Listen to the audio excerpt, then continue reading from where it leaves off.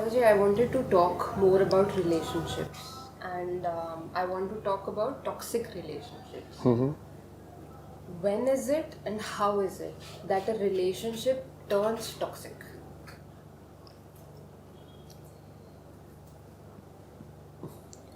We have to go to the very beginning of the relationship.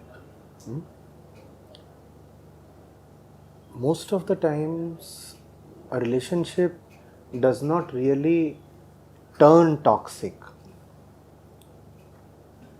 It is toxic in its inception, in its genesis itself. It's just that the toxicity remains hidden when things are rosy and pink. And when the situations change and things turn a little adverse, then the toxicity surfaces. And we feel as if the relationship has turned sour or toxic. It hasn't. How are relationships founded in the first place? Tell me, how does that happen? So it's usually, a common, someone you see more often, like if, usually what happens is if you're in the same class. So somebody you get familiar with, you see them around a lot or they approach you. So first thing is, somebody has to be in your sensual field. Yes. The field of the senses. And then why does one feel attracted to that particular object? Because they fit a certain model that you like. So, your likes might be More similar. explicitly, how do most relationships take place? You have a certain need and you feel that the other person can fulfill it. It could be emotional, physical, sometimes even financial. Right? Yes. So what's usually that need about? As in? I mean, why does a man feel attracted to a woman? Why does a woman go towards a man? What's the nature of the need? So they feel a certain lack, maybe, that the other person can help them with. A certain insecurity. A certain lack, a certain insecurity, right? Yeah. So that's how the relationship begins in the first place. You lack something within, and to make up for it, you are going to the other person. You are looking at the other person primarily in a utilitarian way. You want to use the other person. If you really want to understand things, we'll have to be blunt, right? You want to use the other person. It's not very different from exploitation. It appears like love, but you just want to use the other person as something that would plug a hole here or somewhere, right? Yeah, absolutely. The woman, for example, might have been conditioned by the body or the society to have somebody walking by her side. The man might again be driven by his physical needs or peer pressure to demonstrate that he too carries a partner or a consort. So that's how people feel attracted. Somebody's body is attractive, somebody looks a super achiever, somebody carries a lot of money, somebody is quite famous, and then you get drawn towards that person, right?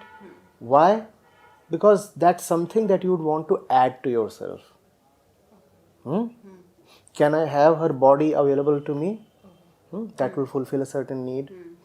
Can I have her money available to me? Can I have his prestige or his power available to me? That would compensate for my lack of these things. So that's what is happening. Now the need that is there, somehow it happens that it never can get fulfilled. Be it a man, be it a woman, be it any person, all of us feel a certain hollow within. There is a void, there's an emptiness, an incompletion that constantly bugs us. We feel it. We feel it, and it is for the sake of filling up that hollow, that we work so much, that we do much of what we do, including striking relationships. So that's how you get associated with someone. But we said the need cannot really be met by anybody. So what would happen now? I have brought something home, and that which I have brought home is not doing what I expected it to do. Won't I be annoyed? Resentment. There is resentment. There would be resentment. And in many cases, it can take the form of very obvious toxicity. You may even get physically violent. Or there could be micro episodes of subtle violence continuously. You might probably be cultured or sophisticated enough to not physically beat up the other, but through your expressions, through subtle hints, gestures. So through all those little things that we do throughout the day with our partners. Because we know their buttons. We know their buttons, so we can play around with things. All the non-verbal communication and all such stuff. So we keep on beating up the other in subtle ways. We keep on hitting the other, hurting the other. Why? Because we are hurt in the first place, that the other is not giving me what I really need. That's at the root of toxicity. A relationship that is founded on flawed principles in the first place. And if the relationship is flawed in the first place, then you cannot avoid toxicity later on. Toxicity is bound to surface. So, the common refrain that is there and the poetic expression that says that relationships have changed. Poets love to put it that way. They say, relationships have changed, much like the weather. And then we, in a very nostalgic way, look back at the past and say, she used to be so great till 5 years ago, and now he or she is no more the same person, and so much has changed. The fact is, nothing really has changed. It's just become more clear. It's just become more clear, more apparent. In fact, the thing has become more honest now. Thing has become more honest. So, we need to first of all stop blaming fortune or circumstances. It's not that the weather has changed. It's not that outside situations have made one or both persons change into something else. On the contrary, we continue to remain who we are.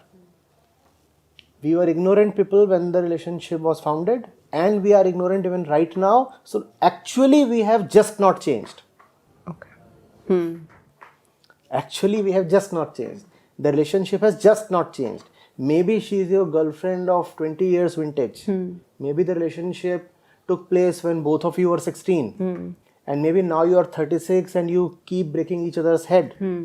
It appears that in 20 years so much has changed, but the fact is that both these 36 years olds are still 16 or not even 16 in the mental sense. They have not changed.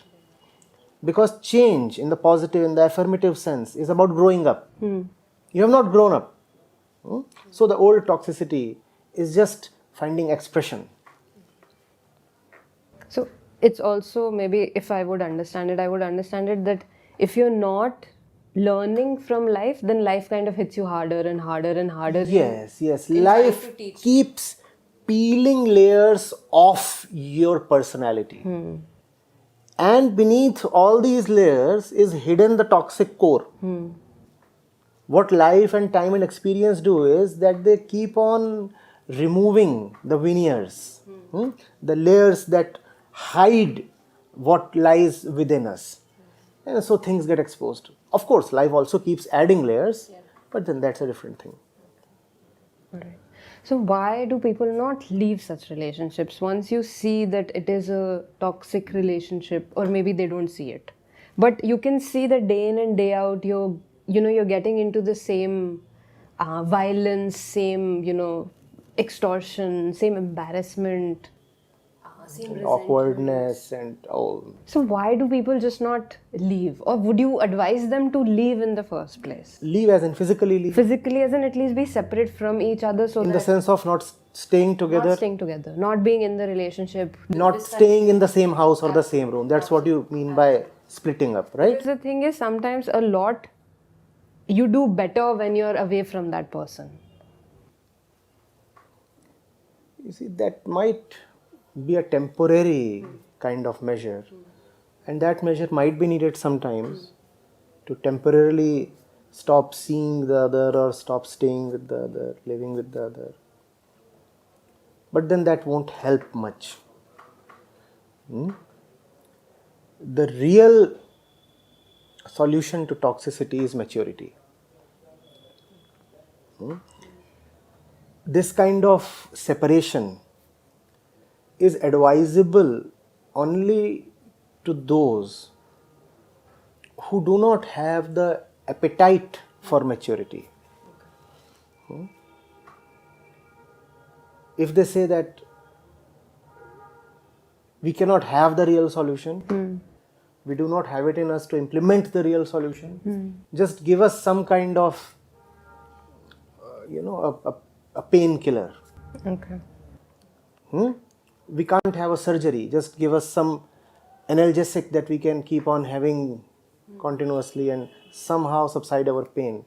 Then maybe this would work for them, right? Separate physically, break up or go for a divorce. But that's not the real solution. That's not the real solution. The real solution is to see what is really going on. The real solution is to first of all heal oneself by acknowledging in an honest way that one is not a victim, at least not a victim of the other. One is just suffering due to his own mischief and ignorance. The moment you stop charging the other or holding the other responsible for your problems, much changes. You have to see that you are responsible for the rut you are in. And not only are you responsible for the rut you are in, you are probably to some degree also responsible for the rut the other is in. And then not only do you stop totally vilifying the other, it is possible that you may even develop some kind of a compassion towards the other. Otherwise, blame and vilification are so easy, are they not? I am in a toxic relationship usually translates to the other fellow is toxic. I am in a toxic relationship means the other fellow is toxic.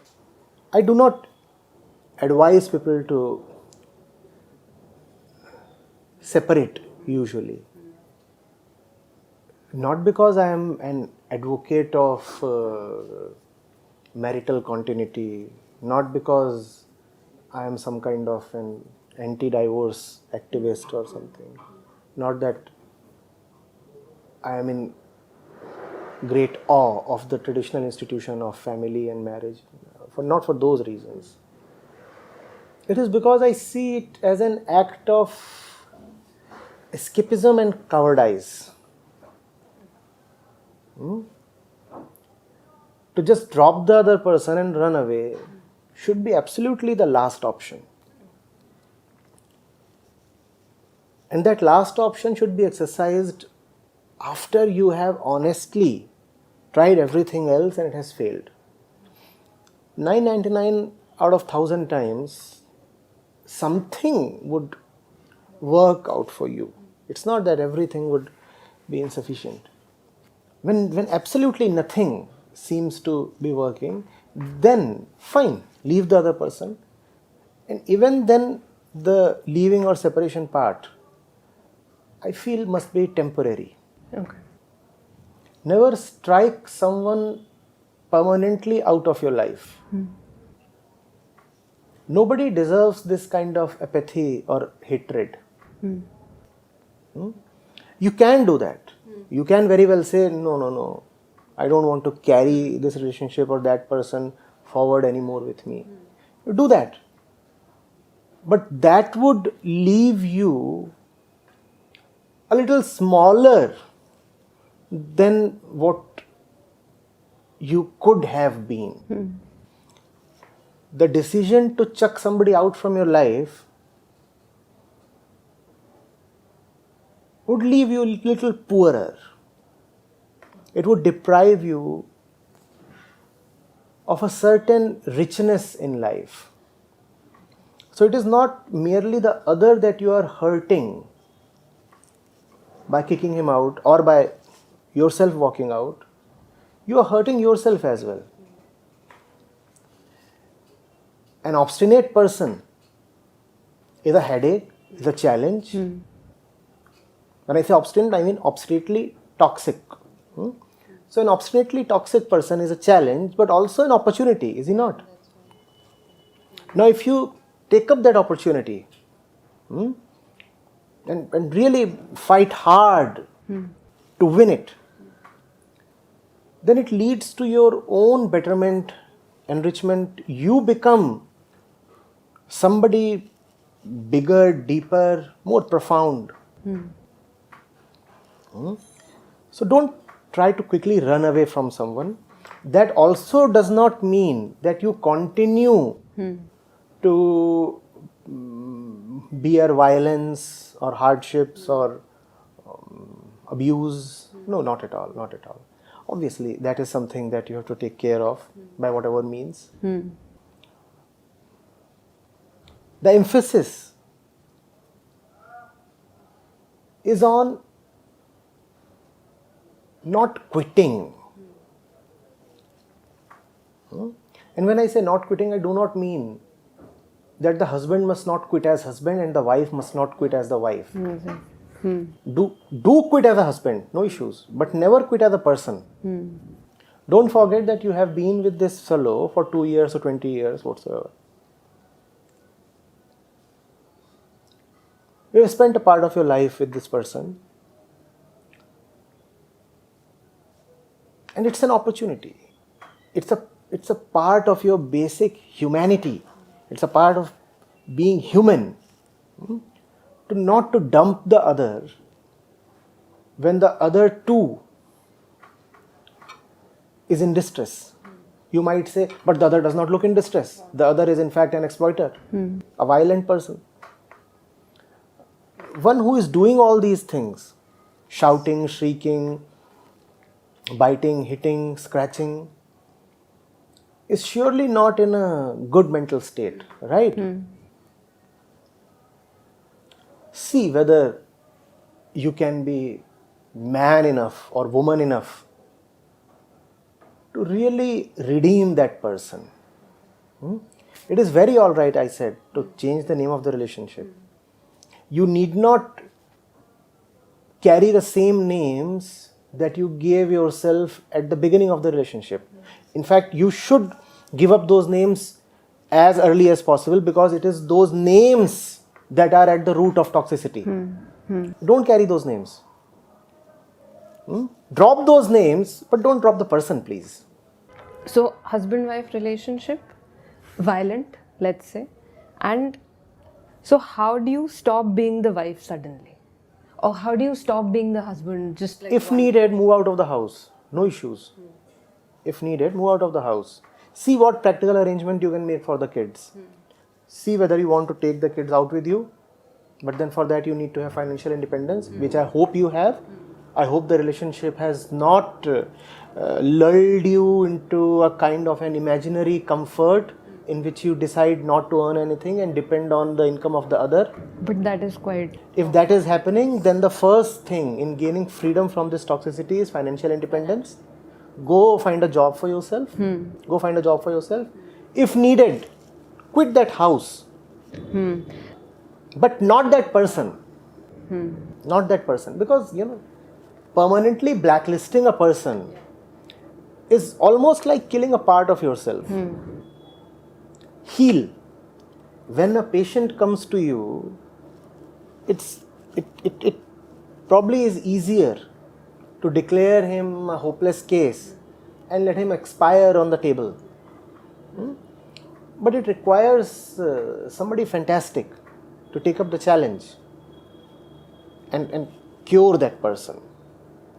Like a lot of times why people, when I mean leave, when I mean, it's like leave the house in that sense. A lot of times people, are worried about getting out of that relationship. Suppose one is financially independent and they move out to another.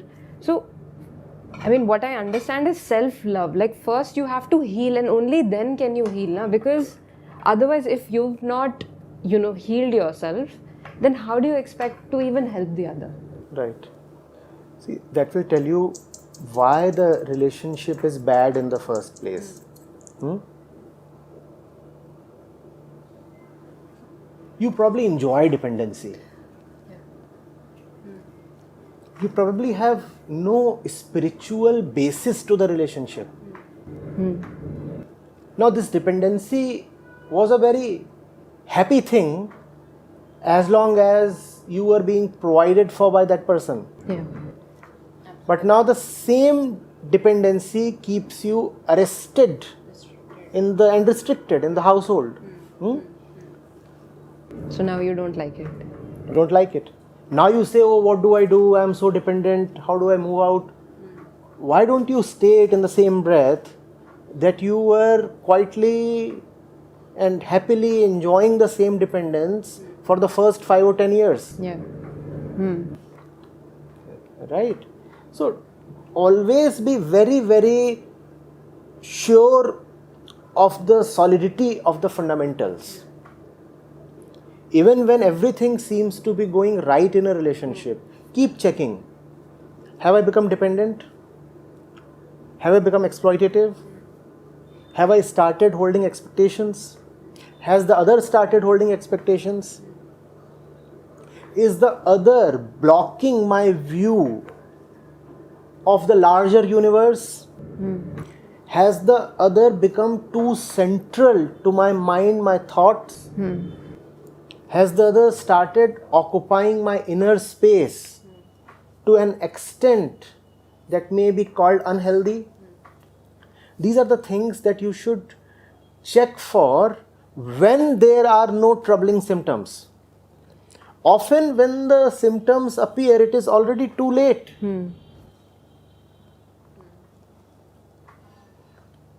Getting it? Relationship going bad is a euphemism really, and it does not really clarify what is going on. Relationship going bad means the minds of the two people in the relationship are bad. And if their minds are bad, it's not only this one particular mutual relationship that would be bad. All of that. All their relationships with all possible conceivable objects in the universe would either be bad or waiting to show up as bad. So, a bad relationship fundamentally indicates a bad mind. And what is a bad mind? When I say a bad mind, I'm not talking in the sense of morality or ethics. A bad mind is one that does not know itself. A mind that has no self-knowledge is a bad mind. A mind that is obsessed with the world and its enthralling objects is a bad mind. That's the bad mind. You should have some clarity about what is really going on. You should know your body, you should know your thoughts, passions, emotions. You should have some inclination towards self-inquiry. If you do not have it, then you will suffer. Relationships just bring out the ignorance within us. So we blame relationships. Actually, it is ourselves that we have to blame. I think Osho ji also said this once, that in relationships you find out who you are. In who you are. Everybody, I mean, Krishnamurti was fond of saying this. But one cannot take that sentence and enter into a relationship to know them. Everybody is already in a relationship. You see, if you are not formally or physically related to a person, aren't you still related to that person's idea? One might be chasing a girl and the girl is not responding. So it appears that there is no relationship. Yeah. But the fact is that the boy is obsessed with her and there exists a strong relationship, maybe not with the body of the girl, but with the idea of the girl. So Krishnamurti is perfectly right when he says one knows himself only in relationships. But then that does not mean that you have to have an additional relationship to know yourself. You are already neck deep in relationships. Everybody is. What does that mean, being neck deep in relationship? The inner sense that we have, that I, the ego thing, it lives in such incompleteness that it is always attached to somebody. It always describes itself with respect to somebody else. For example, I am a worker. I am somebody's friend. I am a rich man. I belong to such religion. So along with the I, there exists something else that helps define the I. That's ego. Ego is the I sense that cannot define itself without the help of an external object. Sans the external object, the ego starts feeling asphyxiated. It has nothing to really base itself on. We are always related. We must know what we are doing, why we are getting related, why I must have this or this. What does the universe mean to me? What does this piece of clothing mean to me? I must really ask these questions. Without these questions, one is pushing himself into a lot of trouble. Another thing I must add. You're talking about why people continue to be in toxic relationships. Never forget that man is fundamentally pleasure seeking. The wise ones who knew a few things, they would say that the nature of the self is joy. The nature of self is Joy. And what is joy? Joy is pleasure or happiness that does not depend on anything else. So the nature of the true and pure self is joy, and joy is freedom, because joy implies no dependence on anything. I'm not happy for some reason. So joy is happiness without a reason. Therefore, joy is happiness without a beginning, without an end. Therefore, joy is happiness without a definition. The nature of the ego is a little removed from the nature of the pure self. Pure self is joy, ego is pleasure seeking. So whatsoever the ego does, it does for the sake of pleasure. That's what we mean when we say, I want to be happy. I want to be happy, I want to be happy. So when someone says, oh, I am suffering so much in a toxic relationship and I am yet continuing to tolerate it, then he is just stating only half the story, either ignorantly or deliberately. The fact is, if you are tolerating a toxic relationship, you are deriving some pleasure out of it. The ego cannot do anything without getting something from that thing.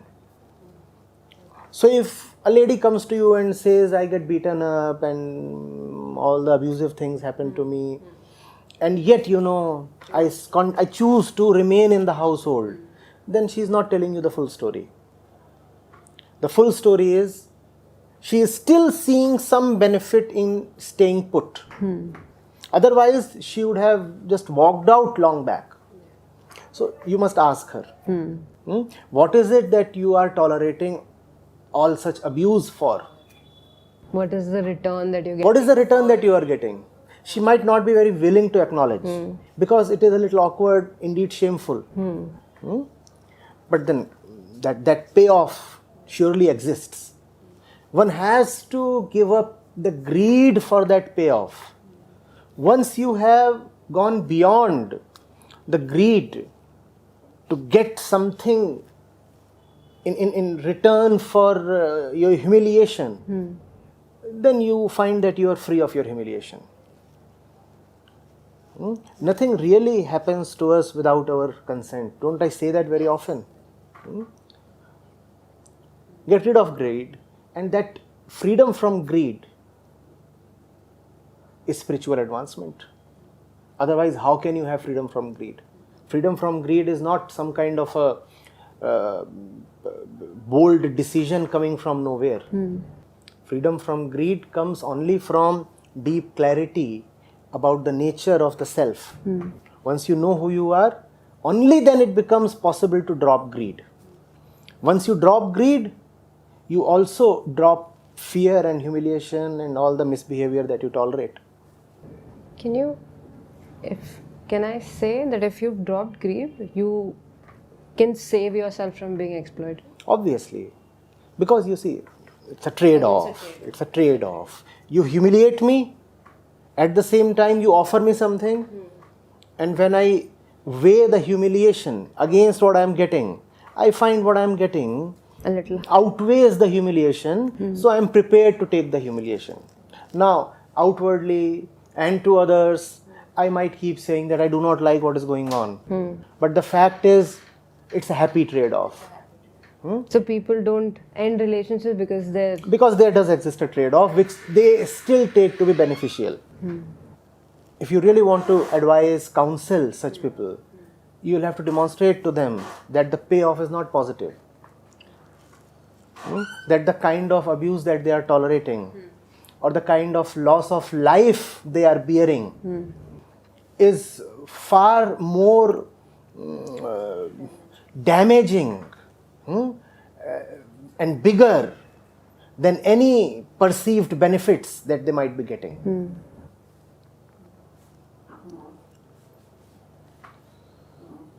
So that's where you draw the line in a sense.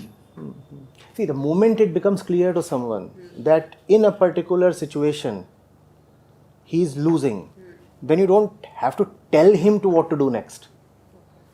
Just bring that clarity to him that here you are getting so much, but in the process of getting this much, you are compromising or sacrificing so much. That's all. Now the fellow will decide for himself and act on his own. And when in this case one is made to realize that that you're losing out way more than what you're getting, is there a leaving out? Do you leave the relationship, or do you understand this, heal yourself, and then come back and help the other? It's not there is no absolute answer possible to this, right? Going to the basis of your question, when you say the relationship has exploitation in it, what does exploitation mean? My self-interest is different from your self-interest, therefore I can eat you up to maximize my self-interest. That is exploitation, correct? What is at the basis of exploitation? The concept, the feeling that I am different from you, my self-interest is separate from your self-interest, right? Now this is exploitation. To cure exploitation, if I recommend walking out as the only way possible, then what am I saying? I am defending my self-interest by walking out, quitting you, dumping you. Am I then not still the same person who was previously playing the game of exploitation? At the root of exploitation is the feeling of separation, division. Separation, okay. Right? I am me, you are you. I can exploit you and be a bigger me. That's exploitation. I walk out.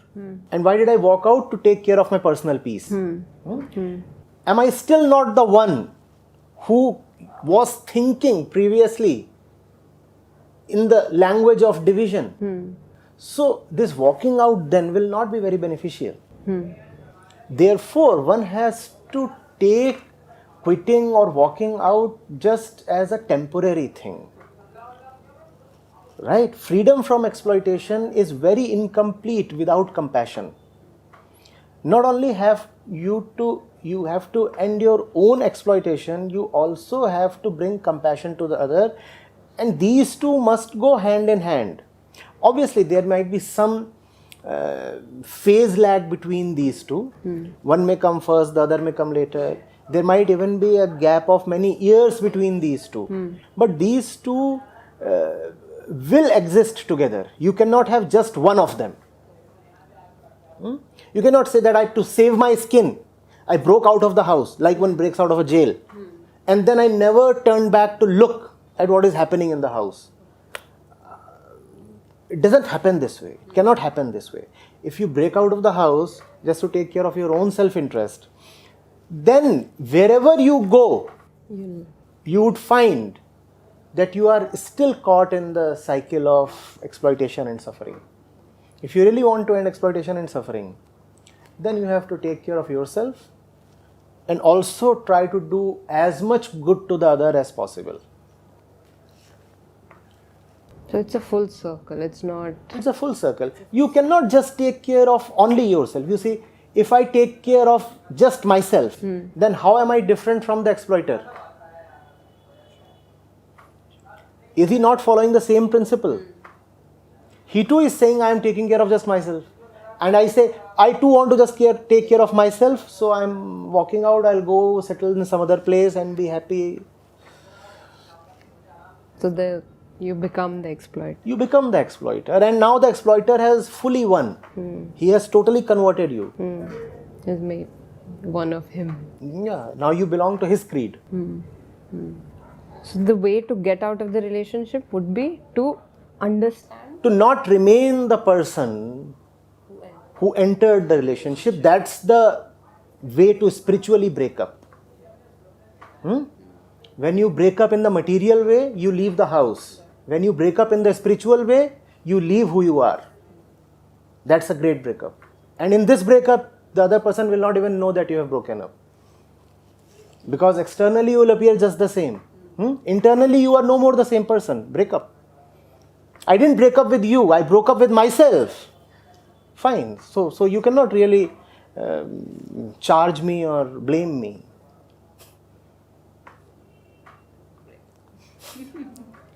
The art of breaking up.